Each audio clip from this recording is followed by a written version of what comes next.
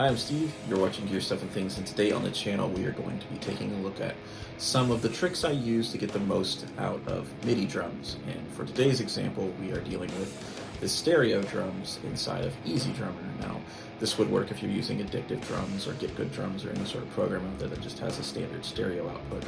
The intents and purposes of using something like this is more so just to get a demo down and not necessarily something that's going to be final product, which would be a multi-output thing. And we'll get into that in the next video, but this video is how to get the most out of just using the stereo mix. And so yeah, let's go ahead and jump into the DAW right after this. If you like gear, stuff, and things, and you're enjoying the channel, go ahead and hit that subscribe button. Make sure you hit the bell notification so that YouTube lets you know every time a new video goes up. And of course, if you like the video, smash that like button.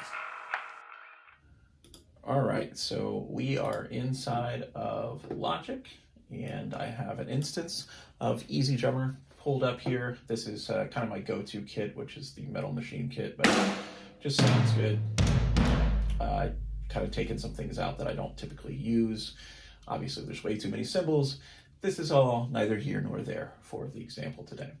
So let's go ahead and hear what I have with all of the work I've done, and then we'll get into the minutia of what I did to kind of bring the drums to life. So here we go.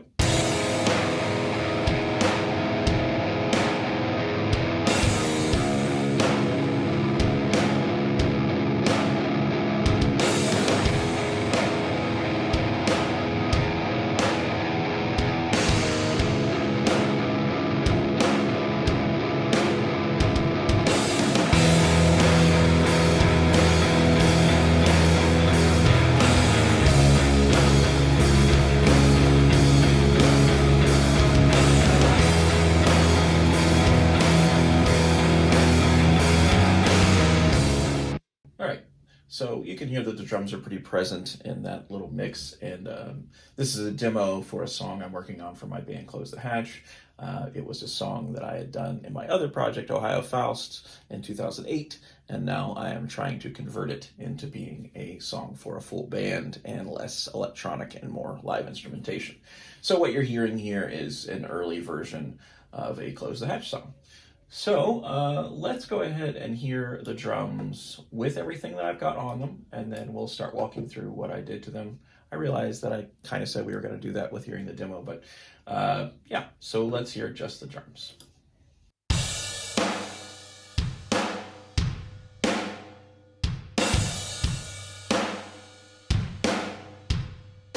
Okay, now let's hear the drums without the bus mix that I've created for it.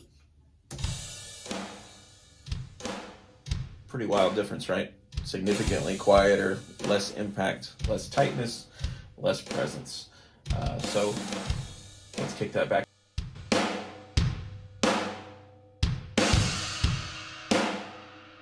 So that's working pretty well.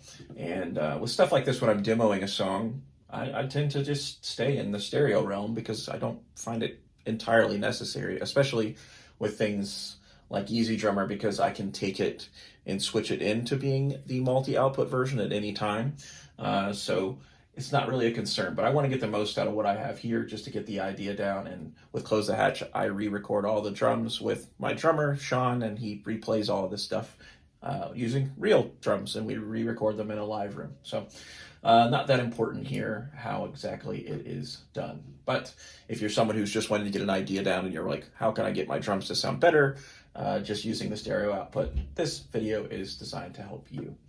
So let's get into it. So I've created a bus here, and I have 3 things in that bus, and we'll go through it. So up first, we have a master bus compressor. Now this is just doing drum compression. So let's turn these other guys off, and we'll just hear what that's doing.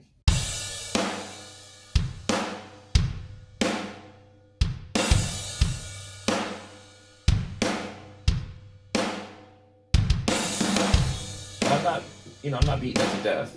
It's just there. So let's hear without.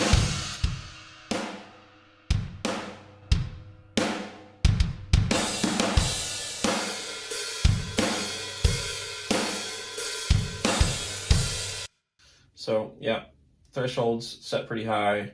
Attack is 3. Auto on the release. Ratio is set at 4. I do have it in the analog setting. I'm just trying to kind of touch the surface and bring things out. So up next after that, and you'll have to adjust this to taste, but generally you could kind of get away with pretty light stuff when you're doing just a drum bus like this. So that's what's first. So we'll move that guy aside, keep the drums here for visual reference. Up next, I have this J37, and this is the tape emulator of choice for me, but I just like the sound of it. It sounds great, and it just has a natural flutter. I kind of let this go a little crazy, so let's hear what's going on with that.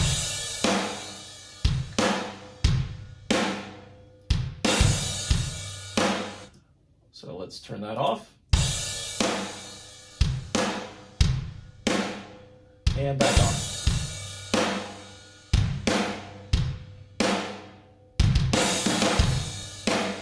So as you can hear, it's bringing out a little bit more presence. A little bit more of the room sound is a little more present now.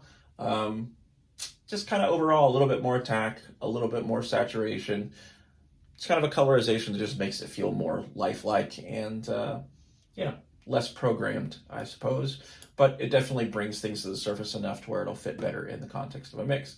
So let's not mess with that. Up next, we have a Pro Q, and it's just a general EQ. Now, I am just taking some low-end stuff out, sub-frequencies, and I got a little bit of a boost there to kind of make the snare pop through a bit, and then I've got some high shelf stuff cut off down there. So let's go ahead and hear what we got going on with it.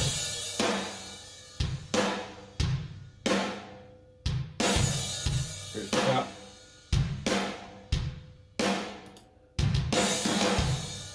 So it's not a ton of stuff happening there, but it's just enough to give it some life and character.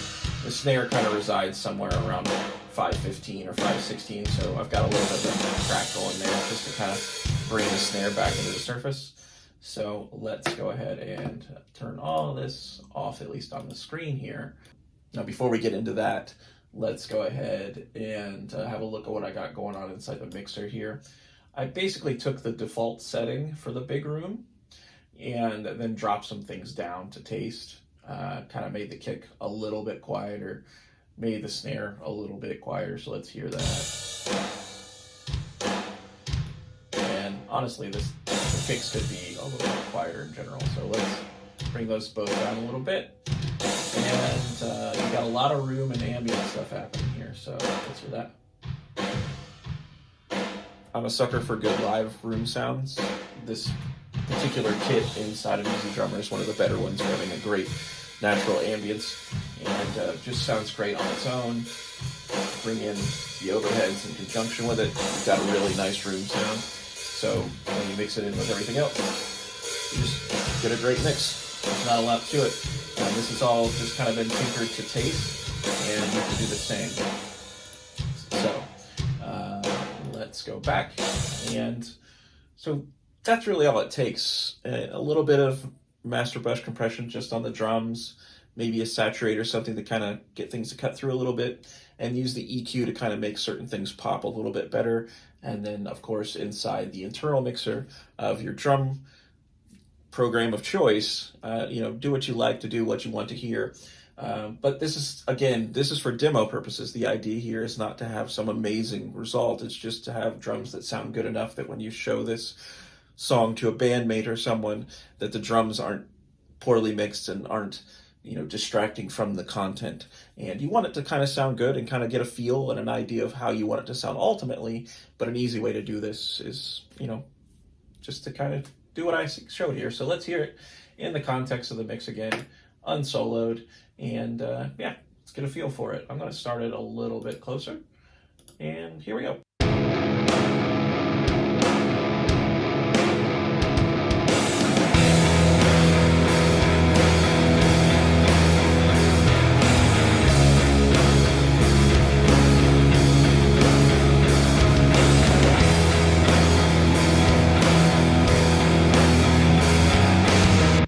keeping in mind, I've adjusted the volumes of these items to go alongside the drums. I tend to set the level where I want the drums first, then mix everything else in around it. So with these adjustments I've made, that's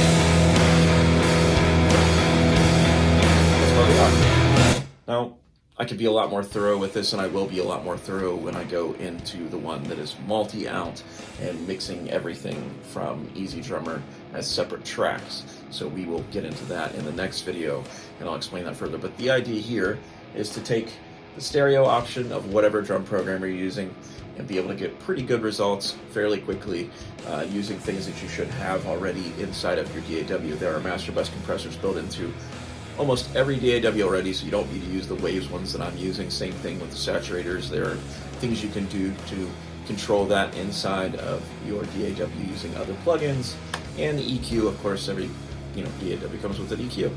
This can all be done using pretty much whatever you have, but the example for today was just to kind of get you into the ballpark of what it is I'm doing. So that's the video. I hope you enjoyed it. Hopefully this was informative to folks out there. You did get to see a cool sneak peek of new material I'm working on, so hopefully you appreciate that. I'm going to start doing more stuff with my band's material here. Close the Hatch material will be more present on the channel because a lot of you mentioned it in recent live streams. So I want to do what makes you want to come back and watch things, and if that means that you're checking out my music at the same time, that is win-win for both of us. And yeah, I appreciate all of you stopping by to watch the video. And if you haven't subscribed already, go ahead and hit that subscribe button, hit the bell notification so that YouTube lets you know every time a new video goes up. And until next time, it's me, it's you. This is Gear Stuff and Things. I am back home in London, and yeah, doing stuff from home again. So I'm excited about that. I'm excited to make some more videos for you while I'm here. So.